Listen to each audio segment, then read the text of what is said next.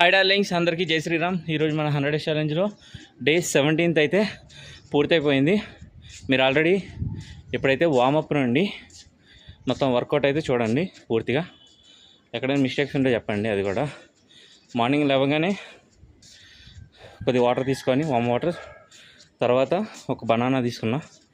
Work out ముందు banana తీసుకుంటే ఖచ్చితంగా ఎనర్జీ కోసం. తర్వాత కింద సైక్లింగ్ ఉంది, ఆ సైక్లింగ్ కూడా చేసేసాం అన్నమాట. చేసి పైకి వచ్చా, రాడ్తో కొంత వార్మప్ చేసుకొని